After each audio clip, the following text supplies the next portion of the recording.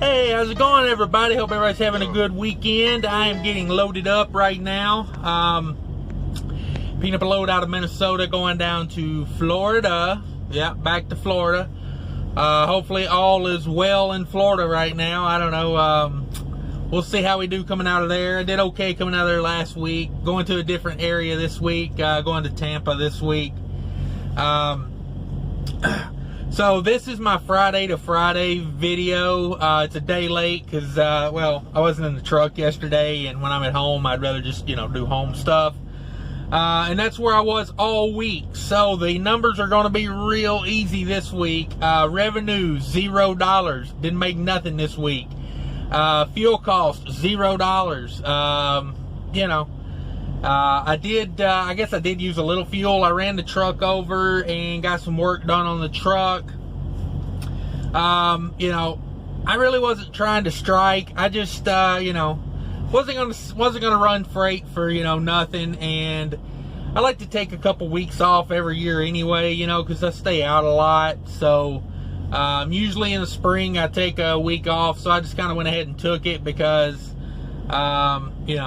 I felt like it. I basically had been running since the beginning of March. I'd been home a couple days, but no like extended period of time, like a day here, a day there.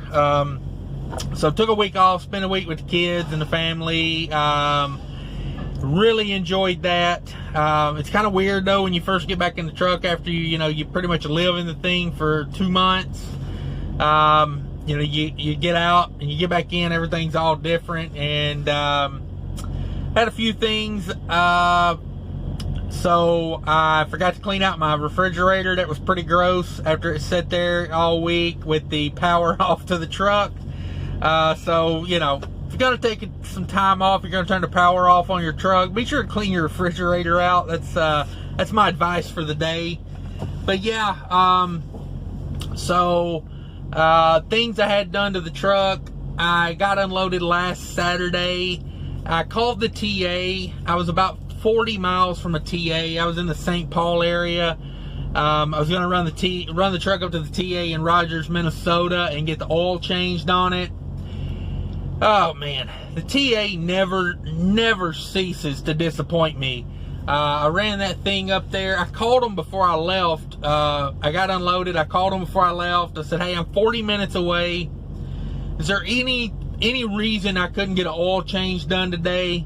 And the girl says, no, bring it on in. We're good to go. And so I drive all the way out there. I drive 40 miles out there. As soon as I walk through the door, I tell the guy, hey, I need an oil change. He says, I can't change it till Monday. It'll be Monday before I can get to you. And I was like, why? He's like, well, I got 4 trucks in front of you. And I was like, did those 4 trucks just get here? And he was like, no, they've, been here since this morning. I was so mad. I was like, that's ridiculous. But kind of par for the course on the TA. So I took the truck over to Freightliner, had Freightliner change the oil. I'd rather do that anyway, honestly, because I'm actually getting, actual mechanics. And sometimes, because at TA, it's such a crapshoot, you can get a really smart, really good mechanic, or you can get a guy that just fell off the back of a turnip wagon and don't even know what a truck is, much less how to change the oil. So took it down to Freightliner, had them change the oil on it. They found a few things. They did a courtesy check for me. I guess things are slow at Freightliner, so they did a courtesy check. So I had the oil changed. I left the truck there overnight.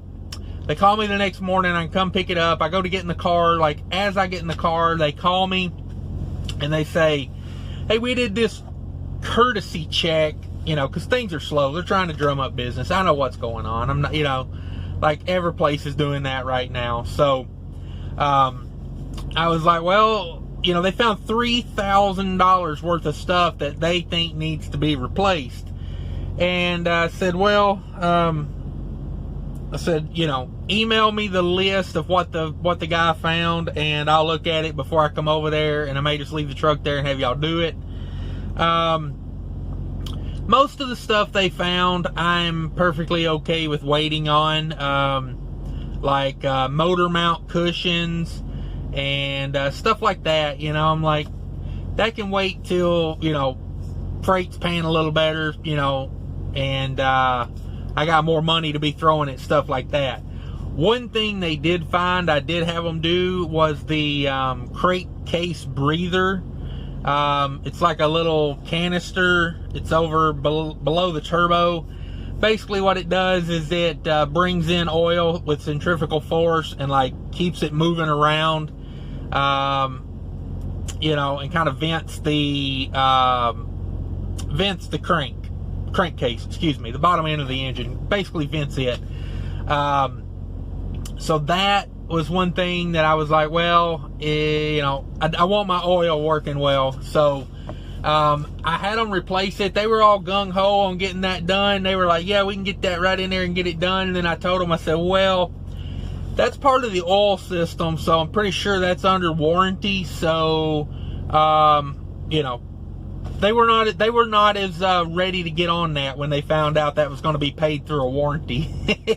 They wanted cash up front, and I told them, I said, no, I bought a warranty. So I filed a claim with the warranty on that. That took care of that. That was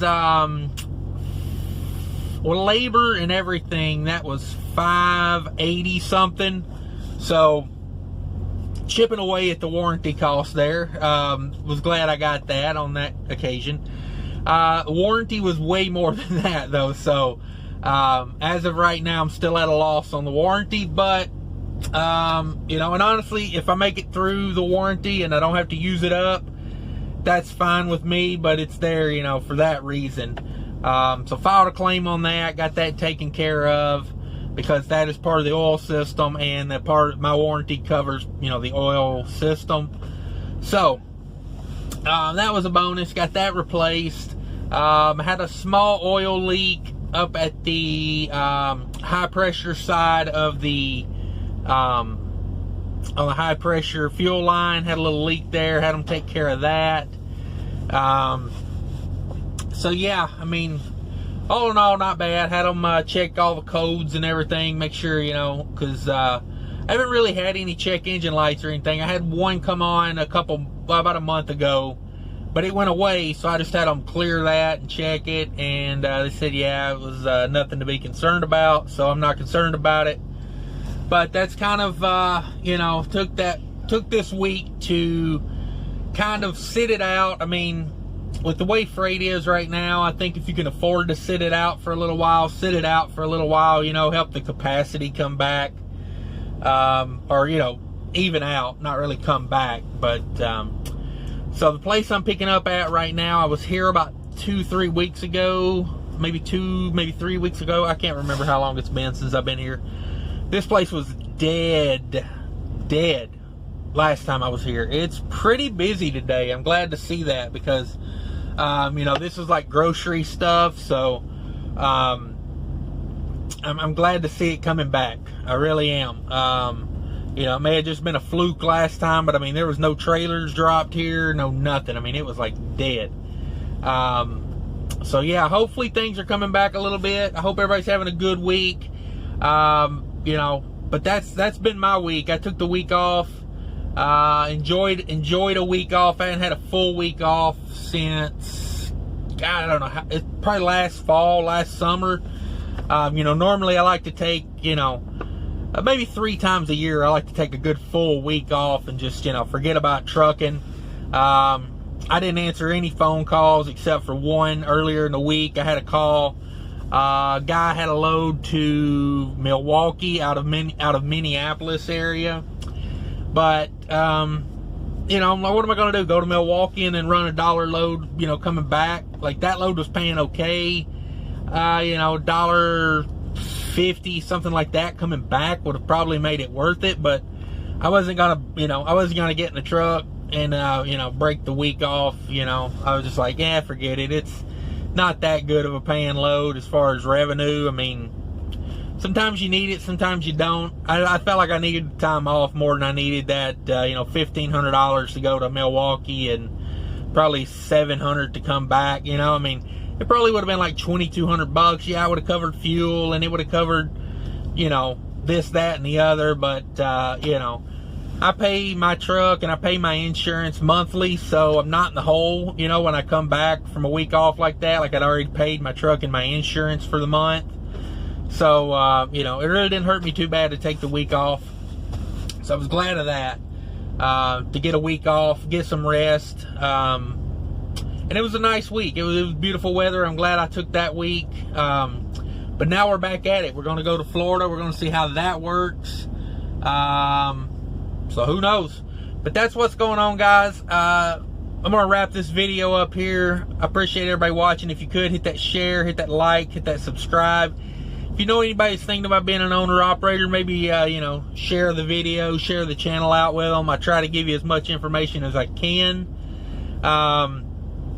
But yeah, pretty much no revenue this week. I spent $619 at Freightliner getting the oil change done and getting that leak at the high pressure line fixed. $620. Like I said, the crankcase breather was $585, I believe, but that was covered by warranty. And yeah, that's what's been going on. So hopefully we get back at it. We'll have us a good week this week, and see you next week, if not sooner. Take care of each other out there, everybody. Later.